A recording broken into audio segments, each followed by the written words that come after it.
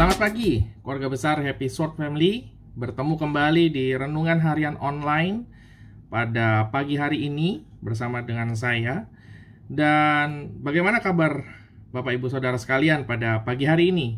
Saya tentu doakan kita semua diberikan kesehatan, kekuatan, damai sejahtera, dan sukacita daripada Tuhan Yesus.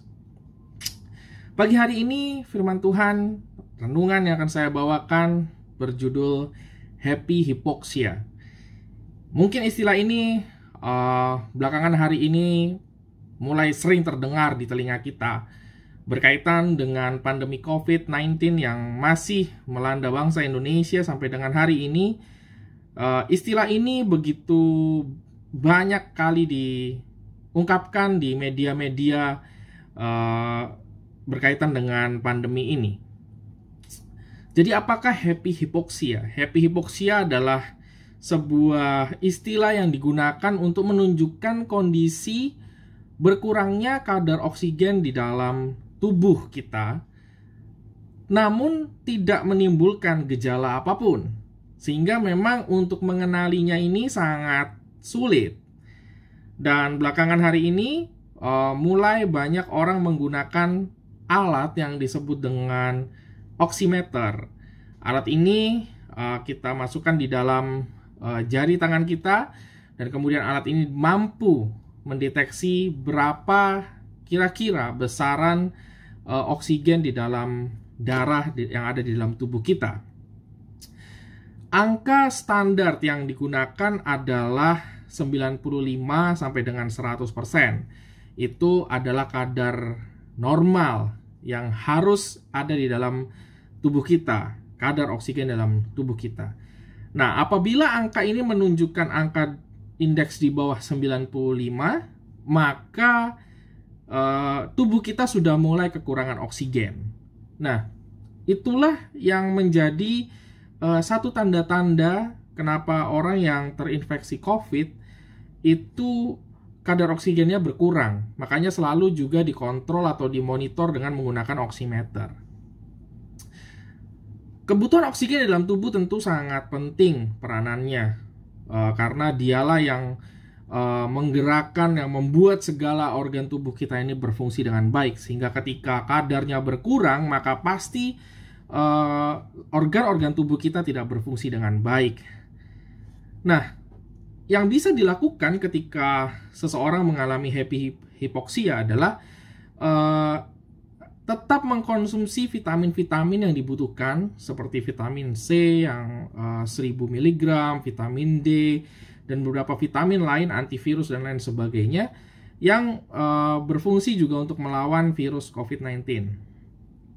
Selain daripada itu, pasien yang terjangkit happy hypoxia ini juga harus meningkatkan daya tahan tubuhnya dengan mengkonsumsi makanan-makanan yang sehat, dan juga melakukan olahraga dan juga berjemur di matahari pagi.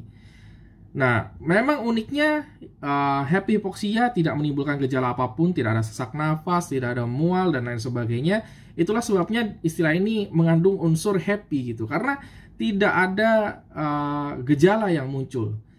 Namun justru di situ berbahayanya ketika kita tidak merasa ada satu gejala, tapi ternyata tubuh kita sedang bermasalah. Nah, saudara, maka apa kaitan dengan renungan yang ingin saya bawakan pada pagi hari ini adalah bagaimana jika happy hypoxia ini terjadi di dalam kondisi kerohanian kita. Kita mungkin merasa diri kita baik-baik saja. Saya mempersiapkan renungan ini karena saya menyaksikan beberapa hari lalu renungan yang dibawakan oleh salah satu rekan kita, Bapak Iyo. Dia menyampaikan bahwa mungkin orang melihat dia baik-baik saja, tetapi pada kenyataannya ada begitu banyak masalah dan belum tentu juga dia dapat mempertahankan iman percaya kepada Tuhan, mempertahankan standar kerohaniannya. Dan ini yang menjadi satu perhatian bagi saya pada saat saya mendengarkan renungan itu. Apakah happy hypoxia itu juga mungkin terjadi dalam kehidupan kerohanian kita? Dan bagaimana reaksi kita dalam menanggapi hal tersebut? Firman Tuhan di dalam Matius pasal 26, ayat yang ke-41, berkata seperti ini. Berjaga-jagalah dan berdoalah, supaya kamu jangan jatuh ke dalam pencobaan. Roh memang penurut, tetapi daging lemah. Ini adalah sebuah ucapan Tuhan yang disampaikan kepada ketiga muridnya pada saat ia meminta muridnya untuk menemani dia ke Taman Getsemani sebelum dia ditangkap untuk disalibkan. Dan di situ sebelum Yesus meninggalkan murid-muridnya, dia berkata bahwa tunggulah sebentar. Kalau saudara baca di ayat yang ke-39, ayat 38, Yesus berkata, hatiku sangat sedih seperti mau mati rasanya. Tinggallah di sini dan berjaga-jagalah dengan aku. Di ayat yang ke-39 dikatakan, maka ia maju sedikit lalu sujud dan berdoa. Tetapi apa yang terjadi saudara pada saat Yesus kembali, dia mendapati murid-muridnya sedang tidur, tidak sedang berjaga-jaga. Lalu Tuhan Yesus menegur mereka, mengatakan bahwa berjaga-jagalah dan berdoalah supaya kamu jangan jatuh ke dalam pencobaan. Lalu Yesus kembali berdoa. Namun sayang saat Yesus kembali lagi kepada muridnya untuk yang kedua kalinya, firman Tuhan mencatat bahwa ia mendapati mereka sedang tidur sebab mata mereka sudah berat. Ini menunjukkan bahwa memang daging itu sangat lemah. Di saat Yesus meminta untuk berjaga-jaga, mata mereka sangat berat. Dan sampai akhirnya yang ketiga kali, Yesus mendapati mereka masih tidur juga. Nah saudara, mungkin inilah gambaran dari kehidupan kerohanian kita juga. Bahwa mungkin terkesannya kita itu dekat dengan Tuhan. Tapi pada kenyataannya, kita tidak sedang berjaga-jaga bersama-sama dengan Tuhan. Bahkan sampai Tuhan Yesus yang melakukan teguran itu sendiri. Tetapi tetap saja secara personal diri kita, daging itu lemah. Murid-murid juga ditemukan Tuhan Yesus sedang tidur karena mata mereka sudah berat. Apakah ini yang disebut dengan happy hypoxia?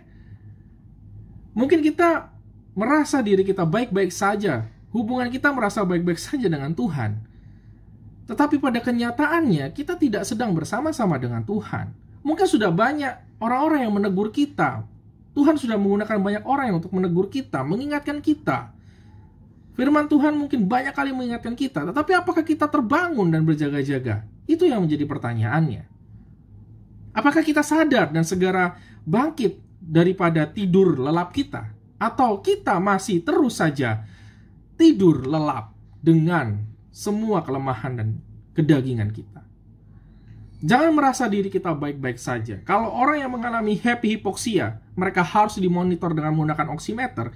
Mungkin kita sudah dikelilingi oleh banyak orang yang memberikan kita banyak peringatan atau teguran.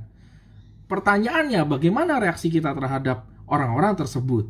Apakah kita menanggapi dengan sukacita atau malah kita menanggapi dengan negatif?